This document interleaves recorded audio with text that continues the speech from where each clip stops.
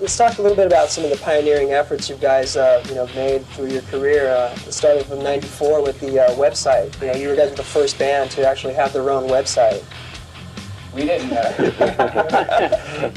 We were really behind that. Actually, Capitol Records had the idea to do that, and even though we were aware of using computers and had been since 1988, when the website actually came about, we got really involved in it once it had opened, and then started critiquing it and making it more user-friendly and more cooler. In the beginning, it was kind of nerdy, and then it got a little bit more rock and roll.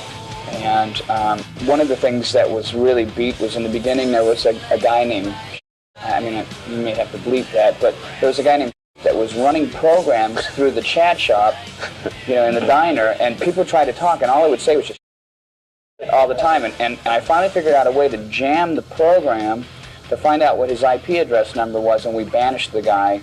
And then we determined a way that the administrative people there, if someone came on there that was being racist or homophobic or being just, super vulgar, that, hey, this is a privilege, it's not a right, you don't belong here. So, I mean, we had to keep it rock and roll still, but I mean, a guy that runs a program that says nothing but it's like...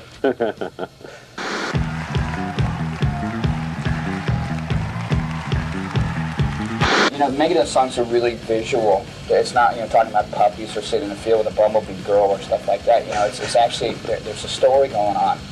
And we had talked with people from Marvel Comics and from Malibu Comics, but they just didn't get Megadeth. Megadeth is like, it's not something that's really hard to figure out. You just have to kind of close your eyes and run with the lyrics, and it becomes a story. And that's what happened when the guys from Chaos, when we met with them, we described what the band was about, and he goes, I know, I'm a fan. And I went, huh. And so we talked a little bit more. He goes, I know, I'm a fan. And I went, okay. And so then all it was basically was me running down the lyrics and telling him what the influence of the song was and what the impetus, where the song started from. And that's their baby. Wow. They're really terrific guys and great artists. When Dave and I first got together and we started doing this, we had a set idea what we wanted to do. And when Marty joined the band, one of the things I told him was, before you do your solos, read the lyrics. And now I'm not sure how much she does that still. I don't know if you ever even did it, but the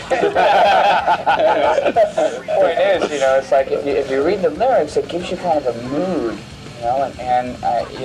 they've got different takes on some of the songs than from where I came from, but at least, it's a different perspective, and to each his own. Honey, I've got something for you. What is it?